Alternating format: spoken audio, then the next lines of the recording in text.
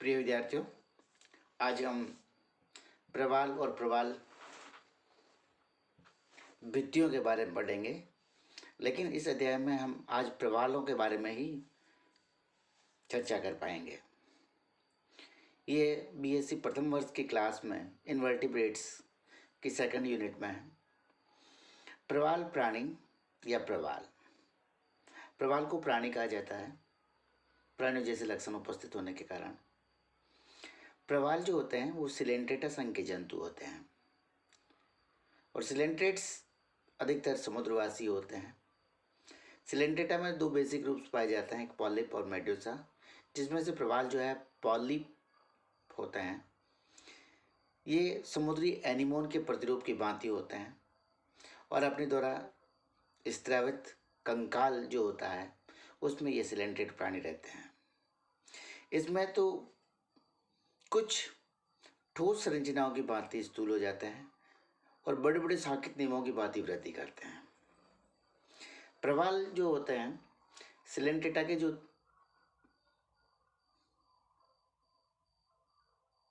एंथोजुआ वर्ग होता है उसके अंतर्गत आते हैं, लेकिन कुछ प्रवाल इसमें हाइड्रोजुआ में भी आते हैं। जैसा कि हम जानते हैं कि सिलेंट्रेटा में 3 क्लासेस पाए जाते हैं, हाइड्रोजुआ, स्काइपोजुआ और एंथोजुआ। हाइड्रोजुआ में पॉलिप और मेडुसा दोनों पीढ़ियाँ आती हैं, दोनों प्ररूप पाए जाते हैं। इसे कुछ हाइड्रोजुआ वर्ग के सदस्य जो पॉलिप होते हैं वो प्रवालों का निरूपण करते हैं। स्काइप मेडुसा अवस्था होती है इसलिए वो प्रवालों का नहीं निर्माण करते हैं और एंथोजुआ में केवल पॉलिप पाए जाते हैं इसलिए पॉलिप का निर्माण करते हैं। इसलिए पॉलिप जो होते हैं वो एंथोजुआ और हाइड्रोजुआ वर्ग के संगत जाते हैं। एक पॉलिप जो होता है, हमने कहा था कि पॉलिप की संरचना हाइड्रा के समान होती है। यह कोमल पॉलिप है, उस पॉलिप को दर्शा रखा है। पॉलिप में डिस्टल सिरे पर हाइपोस्टोम होता है और हाइपोस्टोम चारों ओर स्पर्शकों से घिरा हुआ होता है। यहाँ पर डायग्राम में आप देख सकते हैं, आपके समक्ष है। इस डायग्राम में ये हाइपोस्टोम है। इस हाइपोस्टोम के चारों ओर ये निकले हुए सारे स्पर्शक है, इसलिए इनको टेंटिकल्स कह दिया। और प्रत्येक जो टेंटिकल है उसके सिरे पर एक नोब पाई जाती है और इस नोब में निमेटोस्टिस है, इसलिए इसको निमेटोसिस्ट नोब कहा जाता है। इस बेस वाले सिरे की ओर इसमें स्क्लेरोसेप्टा पाए जाते हैं और नीचे की ओर इसके ऊपर आवरण पाया जाता है जो थीका कहलाता है। ये एक कोमल पॉलिप की संरचना है। एक कोमल पॉलिप के पश्चात ये कहता है कि कॉलोनी से प्राप्त जो पॉलिप होता है ये अत्यंत छोटा जीव होता है। इसकी माप दे रखी है 10 मिलीमीटर से लेकर के, ये 10 मिलीमीटर से लेकर से 1 से 3 मिलीमीटर तक का होता है।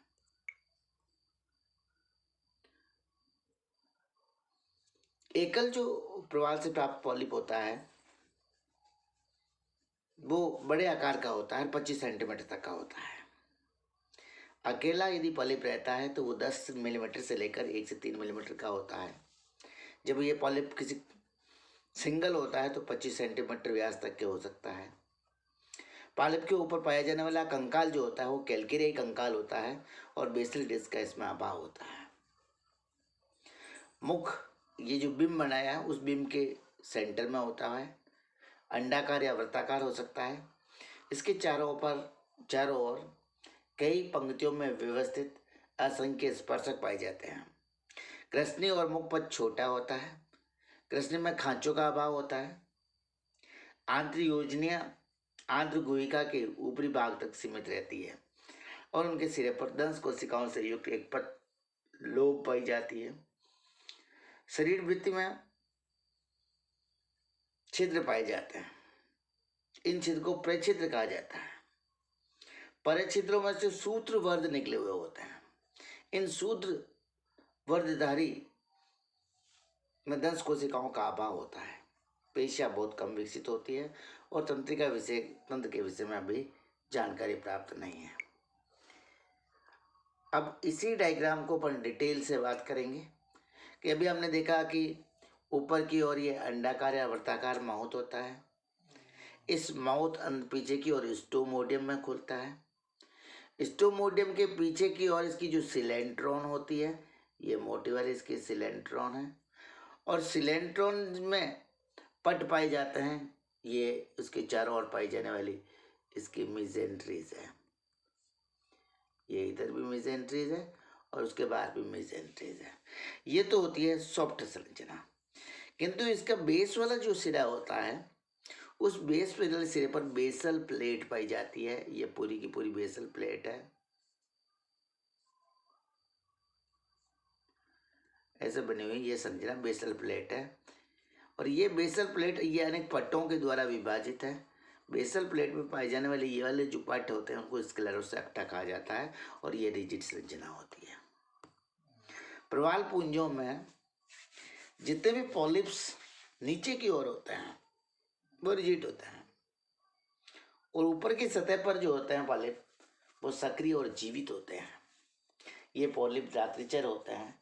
रेप्टोरियल और सस्पेंशन विधि के द्वारा ये भोजन ग्रहण करते हैं। प्रसय और निलंबन विधियों के द्वारा भोजन लेते हैं, और भोजन नहीं लेने की दिशा में ये इनकी जो कंकालीय गुहिका होती है उस कंकालीय गुहिकाओं में सिकुड़ जाते हैं। एक जो प्रवाल होता है उस प्रवाल की संरचना कैसी होती है उसको डिटेल, प्रवाल का निर्माण करने वाली जो इकाई होती है उस इकाई को कोरेलाइट कहते हैं। एक कोरेलाइट के स्ट्रक्चर को मैं इस डायग्राम के आपके सामने रिपीट कर देता हूँ। ये इसका माउथ है, माउथ के दोनों सिरों की तरफ दो टेंटेकल है, ये टेंटेकल। अब टेंटेकल है तो हमने कहा कि ये जो संरचना है इसकी बॉडी वाल है, एक एक लाइन बॉडी वाल है। तो इस बॉडी वाल में कितनी परतें होती है? 3 परतें होती है। बाहर की ओर जो होगी उसको तो हम क्या कहेंगे? एक्टोडर्म, और अंदर की ओर होएगी उसको कहेंगे एंडोडर्म।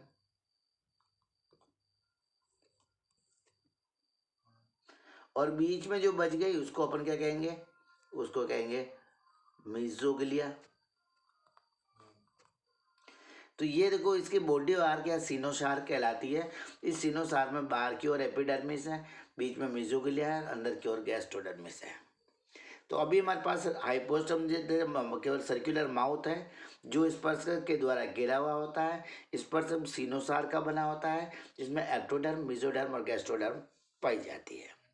मुख अंदर की ओर कैविटी में खुलेगा, और इसकी मुख के अंदर की ओर की जो कैविटी होगी उसको क्या कहेंगे? गैस्ट्रोवेस्कुलर कैविटी होंगी। लेकिन गैस्ट्रोवेस्कुलर कैविटी तो अंदर की ओर जाके होंगी। ये माउथ सबसे पहले किस में खुलेगा? फायरिंग्स में खुलेगा। ये माउथ है, ये माउथ की ओपनिंग जो आती है वो फायरिंग्स या एस्टोमोडियम कहलाती है। एस्टोमोडियम जो पीछे की ओर चलती है तो पीछे की ओर ये चल करके गैस्ट्रोवेस्कुलर कैविटी में खुलती है। अब इसके बाद हमने कहा था, इस डायग्राम में थोड़ा सा ऊपर ले लेता हूँ कि गैस्ट्रोवेस्कुलर कैविटी में जो है अनेक पट पाए जाते हैं। गैस्ट्रोवेस्कुलर कैविटी में पाई जाने वाले ये पट मेसेंट्रिक फिलामेंट्स या सेप्टम, ये मेसेंट्रिक फिलामेंट्स गैस्ट्रोवेस्कुलर कैविटी में मेसेंट्रिक फिलामेंट्स पाए जाते हैं। ठीक है भाई। अब यही गैस्ट्रोवेस्कुलर कैविटी वर्टिकल है तो गैस्ट्रोवेस्कुलर कैविटी कहलाती है, और दूसरे पॉलिप से जोड़ने के लिए ये कैसी हो जाती है? हॉरिजेंटल हो जाती है, जबकि कहता है कि गैस्ट्रोडर्मल केनाल कह जाएगी।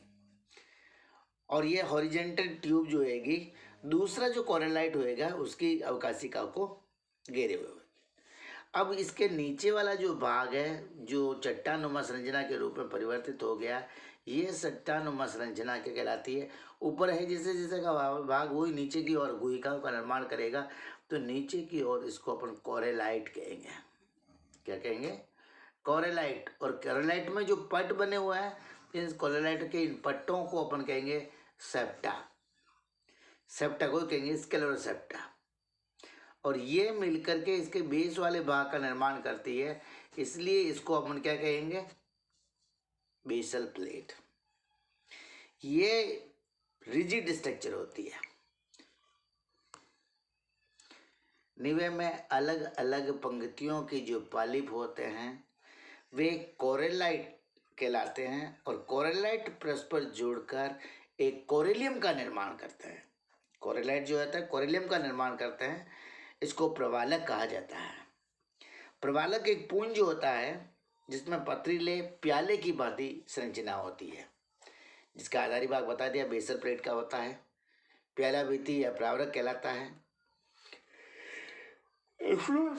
पॉलिप का मुख्य विपरीत वाला सिरा अपुक भाग स्थित रहता है। प्याले की गुहिका के अंदर कितने ही सीधे खड़े अरीय पट पाए जाते हैं जिन्हें स्क्लेरोसेप्टा या दृढ़ पट कहा जाता है। ये प्याले की भांति प्रारूप के प्याले के केंद्र की ओर फैले रहते हैं और इन्हीं के अंदर के सिरों से परस्पर मिलकर अनियमित केंद्रीय कंकालीय पिंड या स्तंभिका बनाते हैं। अब प्रवाल का जो कंकाल होता है उसका निर्माण कैसे होता है? हमें पता है कि पॉलिप जो होता है, अगर लैंगिक जनन होएगा तो लैंगिक जनन में स्पर्म और ओवम, जिन्हें हम युग्मक या गैमिट सेल कहते हैं, उन गैमिट सेल का आपस में संलग्न होता है, उससे जाइगोट बनता है और सिलेंट्रेट्स में इनका जो लार्वा बनता है वो क्या कहता है? प्लेन्यूला लार्वा कहलाता है। तो प्रवाल वृत्तियों में सेक्सुअल रिप्रोडक्शन हुआ, जाइगोट बना, फ्री स्विमिंग प्लेन्यूला लार्वा का विकास हुआ, लार्वा किसी चट्टान पर स्थिर हो गया, उसमें मेटामॉर्फोसिस हो गया और वो एक प्रवाल पॉलिप बन गया।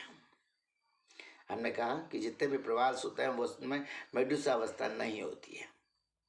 एक बार जब पॉलिप बन गया तो उस पॉलिप में सेकंड मोड एसेक्सुअल रिप्रोडक्शन की या मुकुलन या बडिंग वाली विधि होती है और ब्रडिंग वाली विधि से प्रारंभिक पॉलिप बन जाता है। ये जो पॉलिप बने ना कॉलोनी में, ये नई पॉलिपों के जनक होते हैं। इसके बाद में प्रवाल पॉलिप का जो बेसल वाला सिरा है उससे कंकालीय अवशेष का स्त्रावण होता है और प्रावरक बन जाता है। अधिचर्म द्वारा सबसे पहले बेसल प्लेट बनती है और बेसल प्लेट के पश्चात उसमें अरीय वलन बन जाते हैं। ऐसे इस अरीय वलन जब विकसित हो जाते हैं तो इनको हमने क्या कह दिया? स्क्लेरोसेप्टा या दृढ़ पट कहते हैं। इनको हम दृढ़ पट कहते हैं। ये बेसल प्लेट है, कंकालीय पदार्थ के द्वारा भर जाती है। उसके पश्चात जो पॉलिप है, अब इन्हीं के ऊपर जो कॉमन संरचना होगी ना, उनको अपन कहेंगे मेसेंट्रीज, आंत्र योजना। ये आंत्र योजना एकांत्र क्रम में होती है। इस प्रकार जब इनमें बडिंग हो जाती है तो बडिंग द्वारा नए पॉलिप बनते रहते हैं और इस प्रकार लगातार कॉलोनी का विकास होता रहता है। अब वृद्धि करती हुई जो कॉलोनी होती है उसके सेंटर के जो पॉलिप्स होते हैं वो तो नष्ट हो जाते हैं और किनारे पर नए नए पॉलिप बनते रहते हैं। मुकुलन की क्रिया के द्वारा एक कॉलोनी में कई पॉलिपों का निर्माण हो जाता है। विभिन्न प्रकार के समूहों में पाए जाने वाले पॉलिप्स जो होते हैं, सिलेंट्रेटा के दो संघों में हमने बताया कि हाइड्रोजोआ और एंथोजोआ में ही पाए जाते हैं। तो हम जब एंथोजोआ की बात करते हैं, पहले हम हाइड्रोजोआ की बात करते हैं, तो हाइड्रोजोआ में जितने पॉलिप होंगे उनको हाइड्रोजोआ प्रवाल कहेंगे, हाइड्रोजोअन पॉलिप्स कहते हैं। एंथोजोआ जो क्लास होती है उसमें सब क्लासेस हैं। कौन कौन सी है? ऑक्टोकोरिलिया और हेक्साकोरिलिया। इसलिए जो ऑक्टोकोरिलिया सब क्लास के हैं उनको ऑक्टोकोरिलियन प्रवाल कहेंगे, जो हेक्साकोरिलिया सब क्लास के हैं उनको हेक्साकोरिलियन प्रवाल कहेंगे। जब हम ऑक्टोकोरिलियन प्रवाल की बात करेंगे तो ऑर्डर वाइज चलेंगे। एल्सायोनेसिया के अंतर्गत आने वाले एल्सायोनियम, स्टोलोनिफेरा ऑर्डर के अंतर्गत आने वाले, सिनोथिकेला के अंतर्गत आने वाले और गोर्गोनेशिया के अंतर्गत आने वाले जो ऑर्डर्स के एग्जाम्पल है, उनके आधार पर हम ऑक्टोकोरिलियन प्रवाल की स्टडी करेंगे। इसके पश्चात हम स्टडी करेंगे हेक्साकोरिलियन की प्रवाल की। हेक्साकोरिलियन में दो प्रकार के प्रभाव, जो सिंगल अकेले रहते हैं और दूसरे जो कॉलोनी बना करके रहेंगे।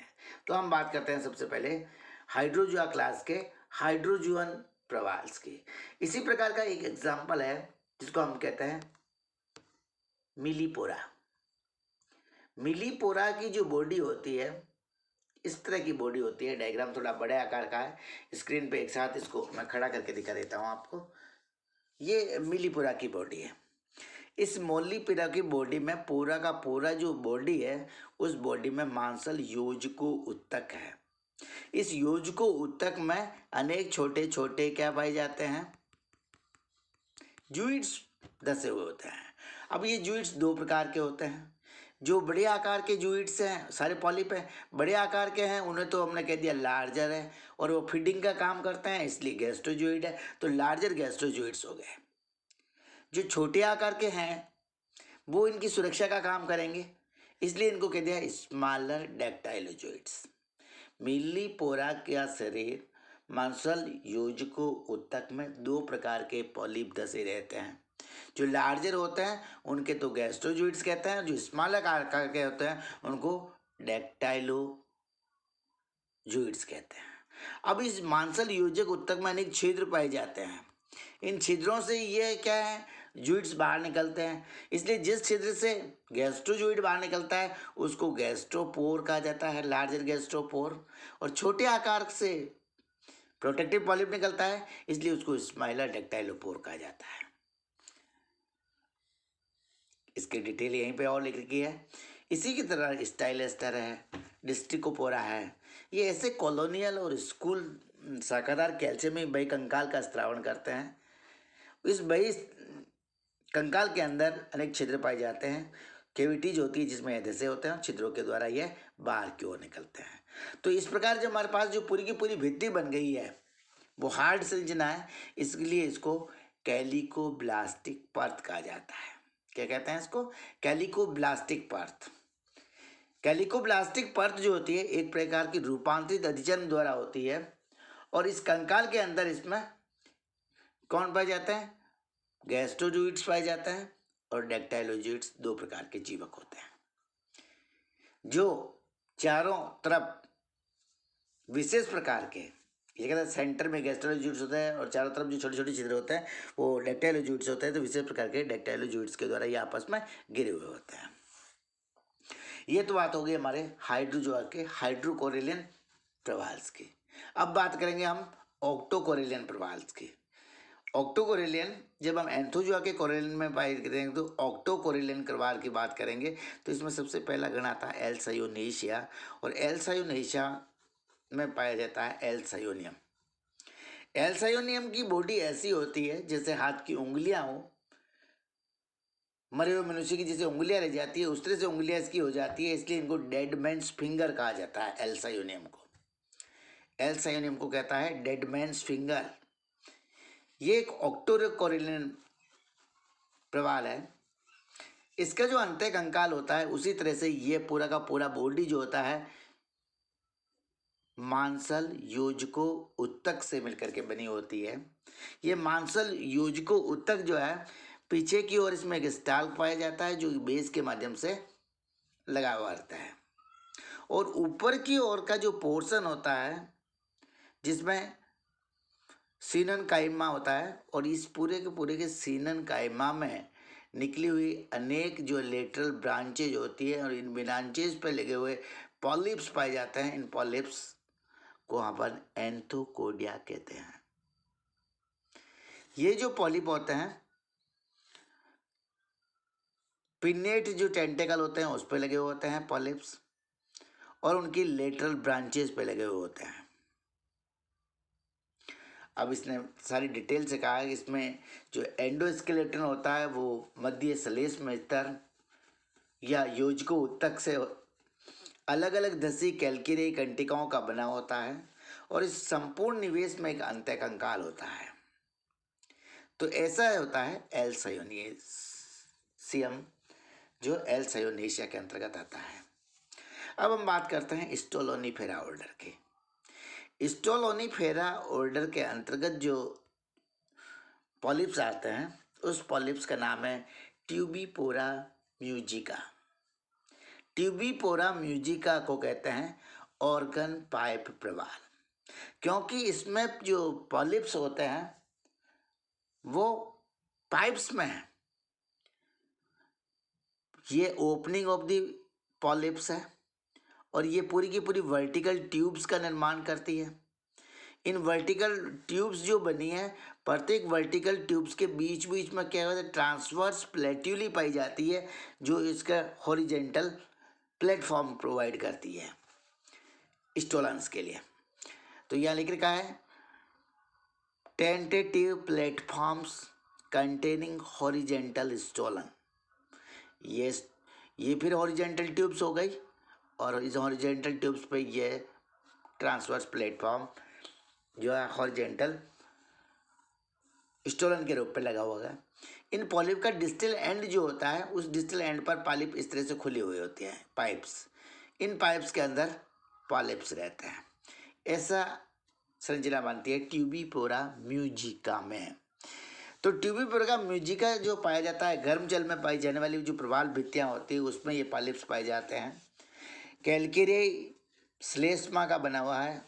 इसमें समानांतर, एक ही समानांतर क्रम में अनेक पाइप्स या नलियाँ बनती है।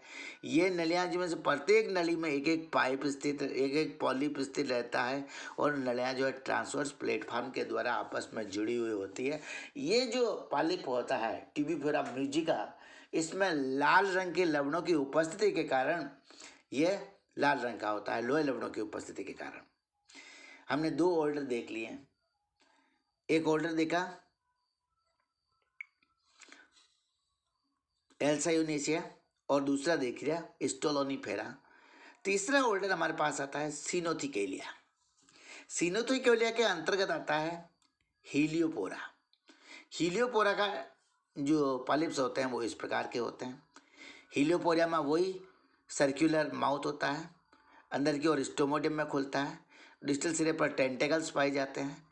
ये टेंटेकल्स वाले कैविटी नीचे की ओर आकर के जब खुलेगी, पॉलिप एक्सटेंडेड होगा नीचे की ओर, तो नीचे की ओर बेसल प्लेट है, बेसल प्लेट से बने हुए स्क्लेरोसेप्टा है, और स्क्लेरोसेप्टा के पश्चात ये जो ट्रांसवर्स ट्यूब है, जिसे हम सोलिनिन ट्यूब कहते हैं, उसके माध्यम से ये दूसरे पॉलिप के साथ में जुड़ा हुआ होता है। नीचे वाला पोर्शन जो है इन प्लेटफॉर्म्स के बीच में गैस्ट्रोवेस्कुलर कैविटी है, और ऊपर तो स्टोमोडियम हाई है। इस प्रकार पिन्नेट टेंटिकलर, इस प्रकार की जो संरचना होती है वो हीलियोपोराकार होती है, और इसकी कंकाल में सतह जो होती है उसमें बड़ी बड़ी गुहिकाएं पाई जाती है। अब इसके बाद हमारे पास आ जाता है, तीन ऑर्डर हम देख चुके हैं, एल्सायोनेसिया। एल्सायोनेसिया हमने देख लिया, उसके पश्चात हमने देख लिया स्टोलोनिफेरा, फिर देख लिया सिनोथिकेलिया, और चौथा ऑर्डर हमारे पास गोर्गोनेशिया आता है। गोर्गोनेशिया में गोर्गोनिन आता है, और गोर्गोनिन की जो कॉलोनी होती है एक वृक्षनुमा कॉलोनी होती है, इसलिए इसको समुद्री फैन कहा जाता है। ये हॉर्नी पदार्थ की बनी हुई कॉलोनी है, श्रृंगी सब्सटेंस की, इसलिए इसके एक ही तल जो होता है, उस एक ही तल से अनेक शाखाएं इसमें निकली हुई होती है। एक तल से अनेक शाखाएं इसमें निकली हुई होती है।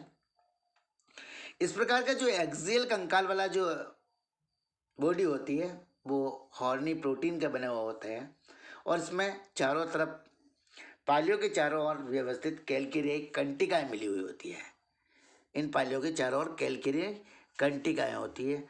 तो ये तो क्या हो गया, मैसेस हो गया, नीचे स्टाल्क हो गया, बेसल डिस्क पे ये लगा हुआ हो गया, और ये जो संरचना होती है वो होल्स फॉर एंथोकोडिया के लिए इसमें पाई जाती है। अब इसी में जिसमें गोर्गोनिया आता है, उसी के साथ में एक कोरेलियम नोबाइल आता है। कोरेलियम नोबाइल एक मूल्यवान पत्थर होता है, मूल्यवान लाल प्रवाल होता है, और इसकी जो है कॉलोनी शाखादार होती है। कैनलीफेरस योजकों तक होता है। इसमें द्विरूपी पॉलिप पाए जाते हैं, जो एक्सियल कंकाल की कंटिकाएं होती है कैल्शियम कार्बोनेट की बनी हुई, लाल कठोर प्रवाल से बनाती है। इसका कोरेलियम नोबाइल का प्रयोग जो है मूल्यवान आभूषण के निर्माण में किया जाता है। ये तो हो गया हमारे ऑक्टोकोरिलियन प्रवाल। ऑक्टोकोरिलियन प्रवालों में हमने पढ़ा कौन कौन से, मैं देख के फिर वापस रिपीट करता हूँ। हमने कहा है एल्सायोनेशिया, एल्सायोनेशिया के बाद में हमने लिया स्टोलोनिफेरा, सिनोथिकेलिया, गोर्गोनेशिया, और उसके पश्चात आ जाता है हम हेक्साकोरिलियन प्रवाल। हेक्साकोरिलियन प्रवाल दो प्रकार के होते हैं, अकेला प्रवाल और कॉलोनी बना करके रहने वाला। जब अकेले प्रवाल की बात करेंगे, जो मैड्रिपोरेरिया के सदस्य होते हैं वो पथरीले और वास्तविक प्रवाल होते हैं। ये प्रवाल भित्तियों का निर्माण करते हैं वास्तव में। इसमें जो अकेले होते हैं और कुछ कॉलोनी बना कर रहते हैं। एक अकेला प्रवाल है जिसे हम कहते हैं फ्लेबिलियम, जिसे कैरियोफाइलिया कहते हैं, उसकी संरचना ऐसी होती है। इसमें स्क्लेरोसेप्टा है, स्क्लेरोसेप्टा के बीच में कॉलुमेला पाई जाती है, और ये कोलुमेला के विभिन्न लोब्स है, उसके ऊपर पाई जाने वाले आवरण को थीका कहा जाता है।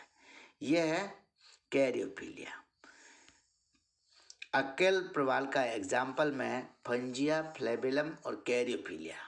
फंजिया फ्लेबेलम और कैरियोफिलिया में एक अकेली बिंब के आकार की संरचना होती है या प्याले जैसी संरचना होती है। इसका जो प्रवालक होता है, ये प्रवालक वो बिंब के आकार का होता है, प्याले के आकार का होता है, जैसा हम देख रहे हैं छतरी के आकार का होता है। ये एक सिरे से दूसरे सिरे तक इसकी जो डिस्टेंस होती है वो लगभग 25 सेंटीमीटर की होती है। यह 25 सेंटीमीटर तक की हो सकती है। इसमें प्रावरक का अभाव होता है। इसी संरचना को यदि हम डिटेल से देखेंगे तो ये इसका कट सेक्शन दिखा रखा है कोरेलाइट का। उस कोरेलाइट में बाहर की ओर का जो आवरण है ये ब्लैक कलर से इसका थीका दर्शाया गया है और थीका के बीच में ये सेप्टा दिखाए गए हैं।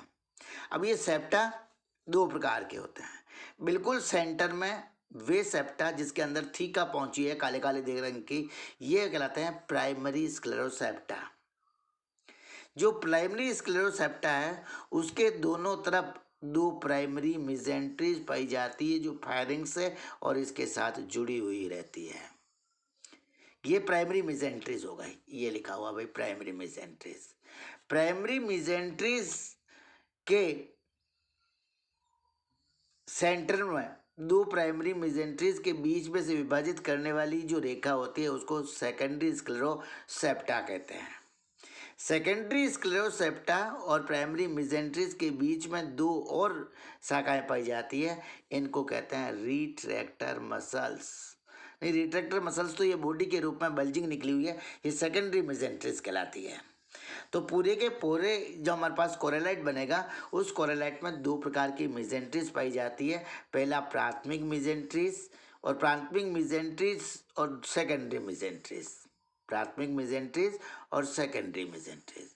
जो प्राथमिक मेसेंट्रीज होती है उसमें रिट्रैक्टर मसल्स अंदर की ओर होती है, एंडोसेल कहलाती है। डिटेल में हम आगे की ओर और देखेंगे।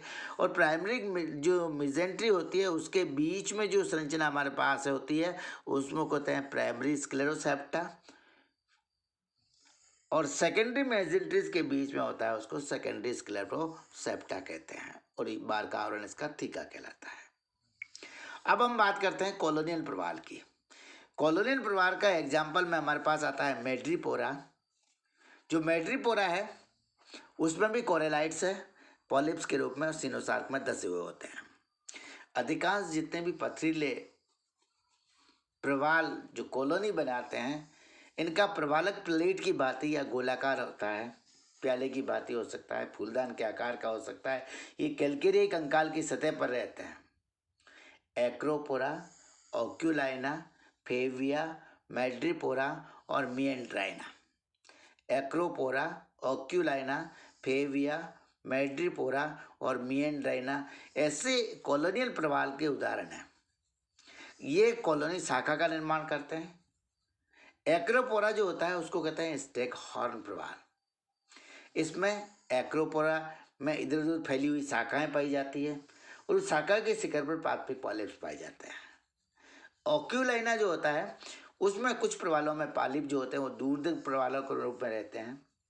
फेविया और एस्ट्रेया के समान अन्य जो प्रवाल होते हैं उसमें प्रारंभ एक दूसरे के निकट होते हैं। इसकी भित्तियां परस्पर मिलकर एक हो जाती है। मस्तिष्क प्रवाल जिसे हम कहते हैं मिएंड्राइना में पॉलिप जो होता है वो प्रावरक आपस में इस प्रकार मिल जाते हैं कि प्रवाल की सतह पर कंटकों की बनी हुई घाटियां बन जाती है। ये मिएंड्राइना का प्रवाल। मिएंड्राइना में जिस प्रकार के मस्तिष्क के वल्लन होते हैं उसी प्रकार के वल्लन इसमें बन जाते हैं मिएंड्राइना में। तो ये हमने आज देखे कुछ प्रवाल और प्रवाल के एग्जाम्पल, कितने प्रकार के प्रवाल हमारे पास पाए जाते हैं। आज का अध्याय यहीं समाप्त होता है। यह अध्याय मैं आपके समक्ष प्रस्तुत कर रहा हूँ प्रेम सिंह चौहान, सह आचार्य प्राणी शास्त्र, सेठ रंगलाल कोठारी, राजकीय महाविद्यालय राजसमंद से। असाइनमेंट में आप जो प्रवाल होते हैं उस प्रवाल की संरचना का सचित्र वर्णन कीजिए। पहला क्वेश्चन तो ये है। और दूसरा, विभिन्न प्रकार के प्रवालों का जो वर्गीकरण हमने पढ़ा है उसका आप वर्णन कर सकते हो। ये 2 क्वेश्चन आप सरल करके व्हाट्सएप पे शेयर कर सकते हैं।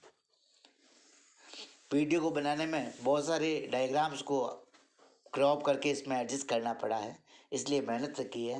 वीडियो को शेयर करना, सब्सक्राइब करना और लाइक करना नहीं भूलें। धन्यवाद। धन्यवाद वीडियो को देखने के लिए।